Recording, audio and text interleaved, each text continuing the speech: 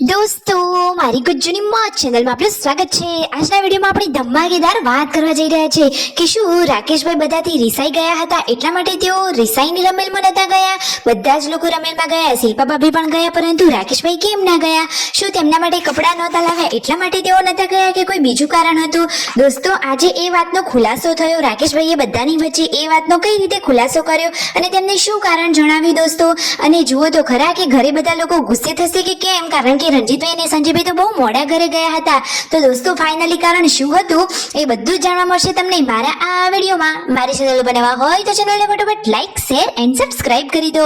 Full video in Thakor family blog channel દોસ્તો ફૂલ વિડીયોની link ડિસ્ક્રિપ્શનમાં મૂકેલી જ છે, ત્યાં જઈ તમે આખો વિડીયો વોચ કરી શકો છો। આવી ટૂંકી ટચુકડી લાઈવ લેટેસ્ટ ટ્રેન્ડિંગ માહિતી મેળવવા માટે કરી દો મારી ચેનલને ફટાફટ સબસ્ક્રાઇબ। તો ચાલો દોસ્તો વધારે રાહ ન જોતા હવે આપણે વિડીયોની શરૂઆત કરી દઈએ છીએ।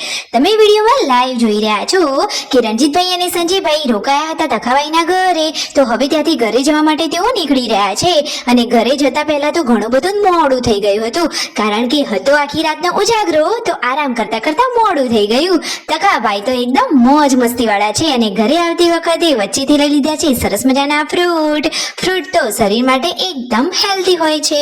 તો જુઓ સંજયભાઈને તો લાગી હતી ભૂખ, તો કરી લીધો થોડો ફ્રૂટનો નાસ્તો અને પછી બધાએ પી લીધો શેરડીનો રસ। હવે તેઓ જઈ રહ્યા છે ઘરે અને દોસ્તો જુઓ રસ્તામાં મળી ગયા તેમને તો આ સબસ્ક્રાઇબર, તેમને આ સરસ મજાની કોલ્ડ ડ્રિંક આપી, તો બધા લોકોએ થોડી થોડી કોલ્ડ ડ્રિંક ટેસ્ટ કરી આવી ગયા। પછી ઘરે આવતા આવતા બહુ જ મોડું થઈ ગયું હતું। બપોરના ટાઈમે બધા જમી કરી અને આરામ કરી રહ્યા હતા અને રણજીતભાઈ આવ્યા તો પાર્વતી ભાભી તો જાગી પણ ગયા અને મિતાજ તો જુઓ દાદા જોડે કેવી મસ્તી કરી રહ્યો છે। દાદાનો એ તો લાડકો છે।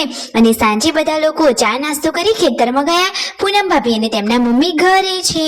તો જુઓ દોસ્તો ફાઇનલી હવે ખેતરમાંથી આવી પાર્વતી ભાભી તો રસોઈની તૈયારીઓ કરવા લાગી ગયા અને મિતાંશ માટે તેમને મૂકી દીધી છે સરસ મજાની ખીચડી।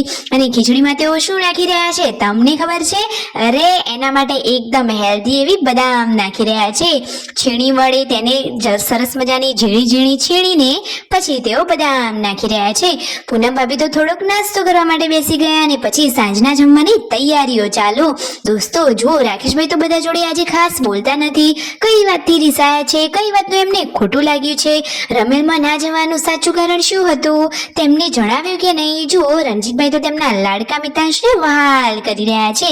રાતના જમણવારમાં જુઓ શિલ્પા ભાભી ગરમા ગરમ રોટલી બનાવી રહ્યા છે અને બાજુમાં વઘાર કરેલું છે સરસ મજાના ચોળીના શાકનું। તો જુઓ રાકેશભાઈ શાક જોઈ રહ્યા છે કે કમ્પ્લીટ ચડ્યું કે નહીં। પછી બધા લોકો જમવા માટે બેસી ગયા અને આજે ફૂલ ફેમિલી જ્યારે જમવા માટે બધા બેસી જાય છે ત્યારે રાકેશભાઈના ના આવવાના કારણનો ખુલાસો થાય છે। તો તેમને શું કારણ બતાવ્યું? રિસાવાનું મુખ્ય કારણ શું હતું? કયા કારણથી તેમની રીસ ચડી હતી? શું કપડાં નહોતા લાવ્યા એટલા માટે? રણજીતભાઈ કહે છે કે ઘણી બધી કોમેન્ટો આવી હતી કે તમે બધે જાઓ છો અને રાકેશભાઈને નથી લઈ જતા।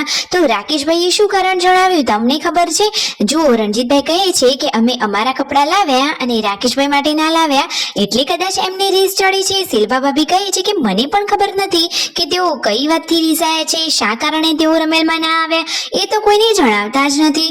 દોસ્તો આ વિડીયો આખો બ્લોગ જોઈ તમને કઈ અંદાજો આવ્યો કે તેઓ કયા કારણથી રિસાયા હશે? જુઓ રાકેશભાઈ કહે છે કે મને વિડીયો કોલ કર્યો હોત તો હું પણ મારા કપડાં પસંદ કરી લોત। તો જુઓ પૂનમ ભાભી કહે છે કે તમે તમારા કપડાં લાવો ત્યારે જોડે રાકેશભાઈના પણ લાવી દેવાના, એવું હોય તો વિડીયો કોલમાં બતાવી દેવાના।